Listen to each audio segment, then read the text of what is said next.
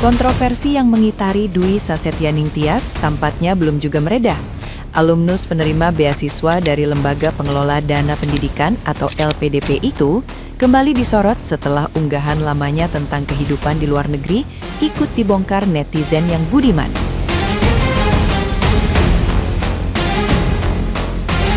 Sebelumnya, ia viral karena membagikan momen sang anak resmi menjadi warga negara asing di Inggris.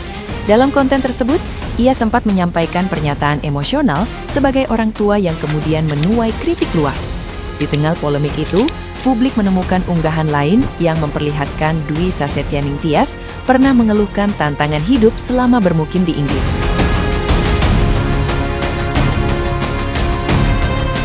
Melalui media sosialnya, Dwi Sasetyaning Tias menceritakan pengalaman sulit saat mencoba membuat janji dengan dokter gigi di Inggris. Ia mengaku proses registrasi memakan waktu lama dan belum tentu menghasilkan jadwal kunjungan, bahkan harus berulang kali menghubungi layanan kesehatan.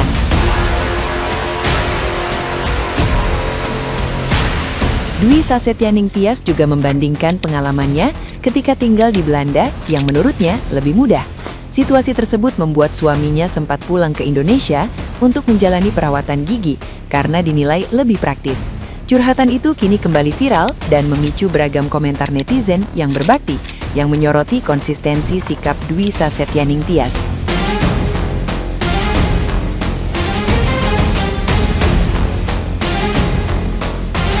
Nah, gimana nih menurut netizen yang terhormat? Silahkan berkomentar ya. Kepada YTH yang terhormat, Mbak-mbak yang bilang biar aku aja yang WNI anakku Jafran. Ya ampun, selamat ya Mbak, anaknya udah jadi WNA, warga negara API. Mbak kalau nggak suka jadi WNI, besok lebaran jangan mudik. Lu maaf-maafan aja sama bule sit up. Lu tahu nggak sih Mbak yang bayarin lu kuliah tuh LPDP? Tahu nggak singkatannya apa? Lu pakai duit pajak. Nah, sekarang sombong banget, kayak kacang lupa 2 kelinci. Lu tahu nggak yang bayaran lu hidup di luar negeri adalah orang-orang yang keragunan masih bekal mie. Sekarang kayak orang nggak kenal. Seder, ini buat pemerintah lain kali kalau mau bayarin orang kuliah itu yang kurang mampu, jangan yang kurang ajar. Aku sama anak kamu sama-sama lahir di UK. Ini juga lahir di sana karena orang tua gue kerja. Dan gue waktu lahir juga didanai oleh negara karena bokap gue dulu kerja untuk pemerintah. Dan paspor gue masih hijau. Dan gue nggak malu punya paspor hijau. Masa kayak nggak pernah orang tua gue bilang kayak gitu, kayak kita usahakan menjadi WNA. Dan karena nggak banyak privilege menjadi orang Indonesia. Tapi menurut gue semua itu tuh juga dipengaruhi oleh kualitas anaknya. Buktinya gue masih hidup dengan enak sekarang. Bukan karena bapak gue gitu, tapi karena gue sekolah dan gue belajar dengan maksimal. Walaupun gue tidak menerima beasiswa, tapi gue itu dan kuliah gue sendiri di Malaysia pakai uang kantong gue sendiri. So, sebenarnya balik lagi ya, kayak orang tua tuh nggak harus mengusahakan anaknya WNA. Yang penting mengusahakan pendidikan anak. Biar gua aja yang WNI, anak gua jangan. Ini statement lucu banget sih. Apalagi kalau kita tahu ternyata dia juga sampai dapat pendidikan di Inggris atau di mana lah, gue juga gak peduli. Yang habisnya miliaran itu juga gara-gara dia WNI kok. Di sini gue sekarang kuliah di China. Gue banyak temen dari mana-mana negara kan. Ada yang dari Eropa, ada yang dari negara Asia lain, dan hampir semua itu nggak ada tuh yang ngasih full scholarship. Dari tuition sampai allowance. WNI kita punya LPDP itu harusnya berterima kasih banget. Ini orang bisa-bisanya istilahnya apa ya, kayak misalnya lu mau ganti warga negara anak lu atau mau jadi dual warga negara sampai umur berapa itu sembarang, itu terserah. Tapi nggak usah yang namanya kayak seolah-olah lu tuh merendahkan kita sebagai WNI. Lu tuh belajar di sana itu pakai uang dari rakyat 270 juta jiwa rakyat Indonesia, dari orang yang miskin sampai yang kaya.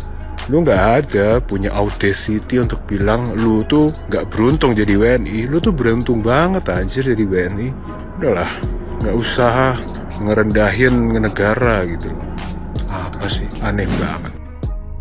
Udahlah guys, dimaafin. Mbaknya itu hilaf, ya kan? Ini kan lagi bulan puasa, bulan yang baik untuk bermaaf-maafan. Dimaafin ya mbaknya. Ini mbaknya minta maaf bukan karena LPDP nyinggung soal suaminya kok. Nih, terkait suami saudari DS, saudara AP yang juga menjadi perhatian publik merupakan alumni LPDP yang bersangkutan diduga belum menyelesaikan kewajiban kontribusinya setelah menamatkan studi. Yang poin 6, LPDP saat ini melakukan pendalaman internal terkait dugaan tersebut. LPDP tengah mengadakan pemanggilan kepada saudara AP untuk meminta klarifikasi, serta akan melakukan proses penindakan dan pengenaan sanksi sampai pengambilan seluruh dana beasiswa apabila terbukti bahwa kewajiban berkontribusi di Indonesia belum dipenuhi. Jadi bukan karena suaminya belum balas ini ya guys, berkontribusi terhadap beasiswa LPDP-nya ya, bukan. Jadi dia beneran bangga kok jadi WNI. Hanya anaknya aja sih yang dia nggak bangga kalau jadi WNI, makanya dia mengusahakan kalau anaknya itu harus jadi WNA begitu. Dimaafin ya guys, nggak apa-apa ya. Bulan baik loh, bulan puasa. Mbaknya udah baik loh mau minta maaf, panjang lagi bentuk minta maafnya. Tapi ini terkait dengan suaminya gimana ya, luar biasa sih, sudah menerima beasiswa gitu kan. Konon juga katanya anak dari siapa gitu suaminya gitu guys. Kalian tahu nggak anak dari siapa? Apa gitu, orang di mana gitu. Jadi komen-komen aja di bawah deh, dimaafin ya, maafin.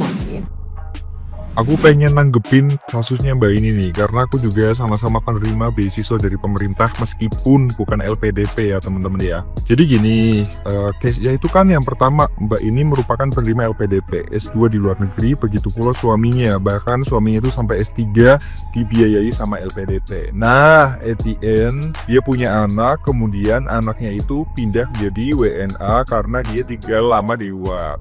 Dan menurutku yang menjadi kesalahan dari Mbak ini itu adalah dia itu koar-koar bahwasanya cukup aku aja yang menjadi WNI, anakku jangan. Dan alasan dari Mbak ini tuh mengatakan bahwasanya ya ini merupakan bentuk kekecewaan aku, bentuk kekecewaan terhadap pemerintah, capek frustasi terhadap pemerintah gitu ya. Yang mana asal Mbaknya tahu bahwasanya yang capek itu bukan Mbaknya aja. Dan asal Mbak tahu juga, asal Mbak menyadari juga bahwasanya kamu bisa di luar negeri itu juga hasil dari programnya pemerintah. Poinnya itu loh guys. Jadi aku tuh sangat menyayangkan kenapa sih kamu tuh mengolok-olok WNI tapi kamu hidup dari programnya pemerintah WNI.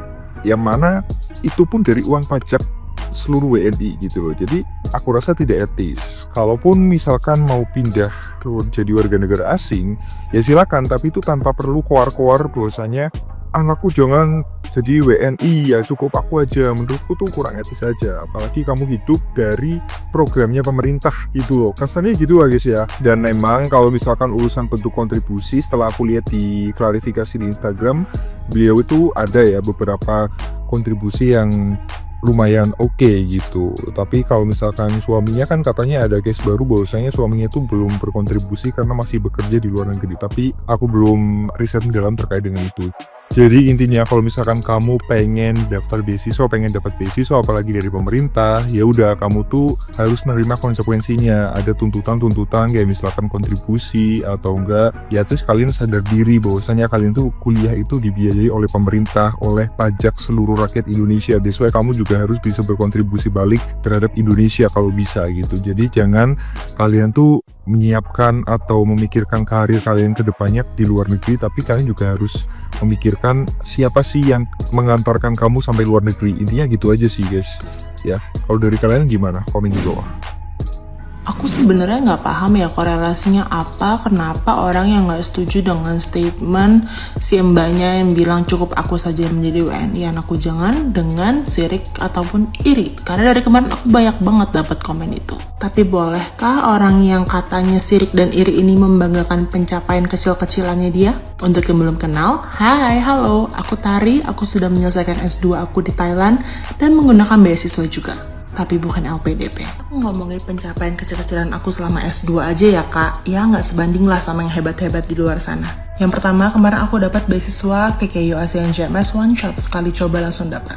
Fully funded loh beasiswanya, dibayarin dari uang sekolah, dikasih uang bulanan, dibeliin tiket pesawat pulang pergi, di cover visanya, dan lain-lain. Terus aku juga pernah menang startup business competition, juara 1 loh, kolaborasi sama teman-teman Indonesia dan Thailand. Bahkan diliput sampai masuk koran dan TV nasional di Thailand. Terus aku juga pernah menang juara 1 3-minute thesis competition, jadi kita menjelaskan tesis kita dari awal sampai akhir cuma dikasih waktu 3 menit, yang mana awalnya juga cukup jiper karena teman-teman Thailand ini jelasin pakai bahasa Thailand yang mana itu bahasa pertamanya, dan aku pakai bahasa Inggris yang mana itu bahasa keduaku. Tapi ternyata masih rezekinya dan alhamdulillah menang deh juara 1.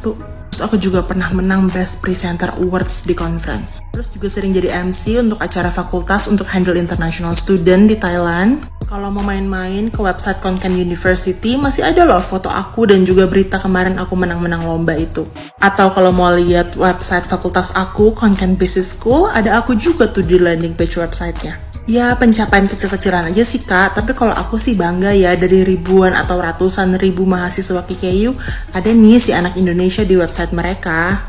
Jadi kayaknya kalau mau dibilang sirik atau iri, kayaknya enggak deh kak, karena aku cukup bangga kok dengan diriku dan pencapaian aku. Segitu dulu untuk hari ini, sampai ketemu di video selanjutnya.